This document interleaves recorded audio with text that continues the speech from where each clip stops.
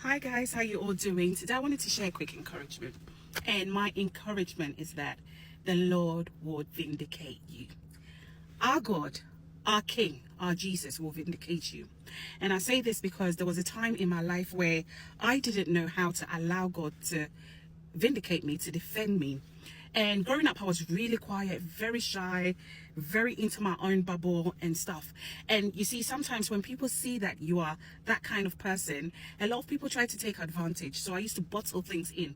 I used to keep things in, and I used to be like, okay, there's no need.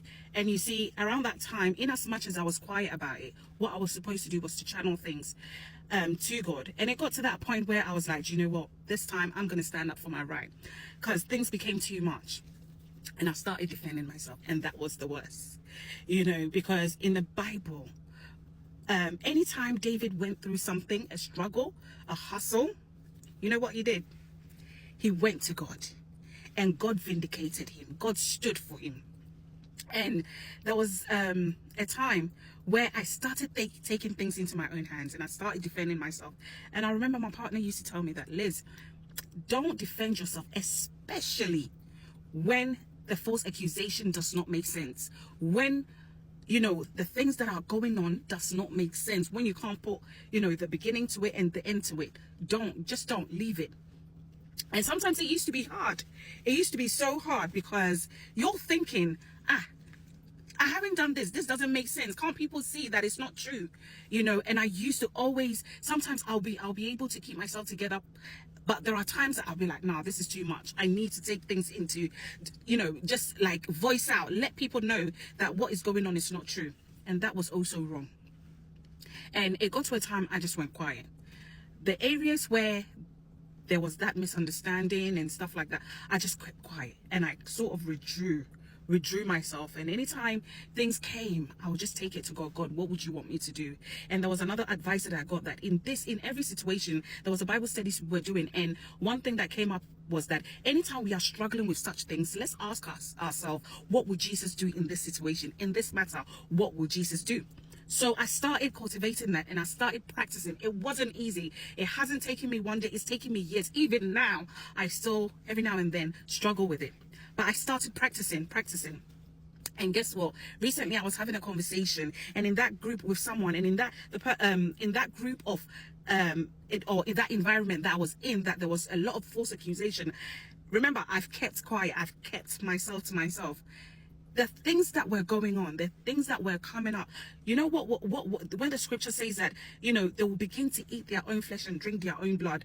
When I was hearing this conversation and hearing what was going on, that's the scripture that dropped into my head. The scripture that came to me was that, you see, I told you, they will eat their own flesh and drink their own blood. Now, when Bible says, it talks about they will eat their own flesh and drink their own blood, it doesn't mean literally. What it means is that there will be confusion. That character, that behavior that was against you, that they were using against, channeling against you, will begin to turn back against them. They will begin to fight amongst themselves. All you need to do is just to be still and keep yourself to yourself. Before, I was quiet, then I started talking. But one thing I did not do was to channel whatever I was going through, whatever was being said about me, to God. One thing I was supposed to do was say, Father, yada, I offer everything to you. And trust me, when God vindicates you, it is sweet, it is better.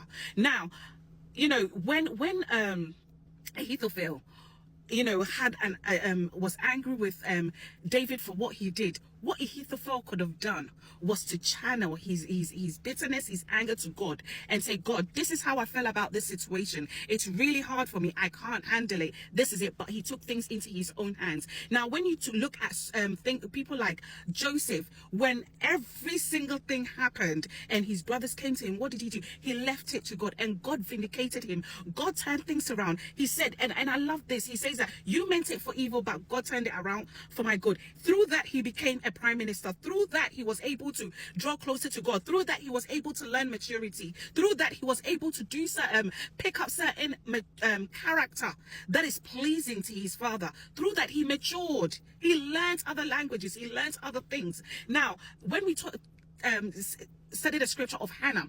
Hannah, when Penina was always against her, talking about her and this and that and that and that about Hannah. Oh, Hannah, this, you know.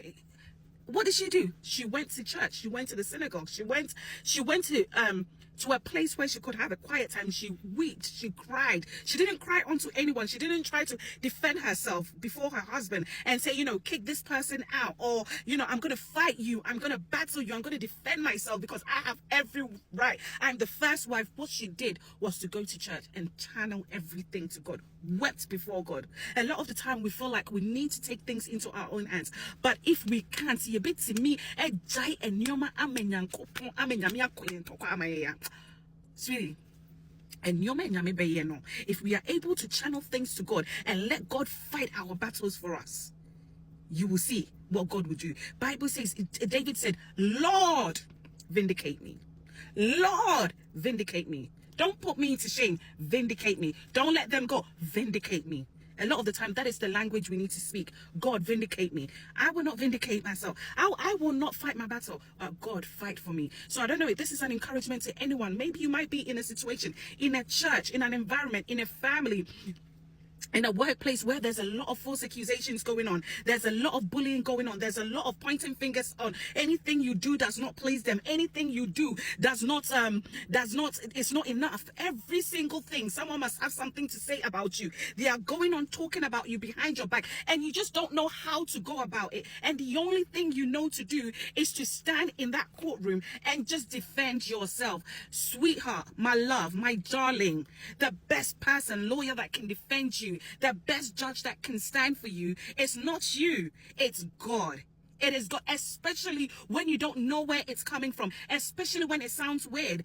Stop and lift your eyes to God. David said, for I shall lift up my eyes to the hills. For where does my help come from? For where does my vindication come from? For where does my support come from? For where does my lawyer come from? It comes from God. It comes from God. It might not be at that time. He might not defend you at that time. You're expecting him to come into the scene. But one day the truth will come out. There is nothing new under the sun, my love. There is nothing new under the sun. The Lord will vindicate you into your door. Sweetheart, my love.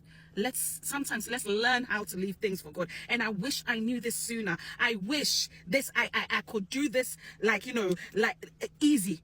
But sometimes it's hard. But if we try and leave it for God, God will glorify himself and prove that, yes, he is our vindicator. So I'm here to say, shh, and let God do the talking. So have a blessed evening, a blessed week, and remember, the Lord will vindicate you. Bye. See you in another one. Mwah.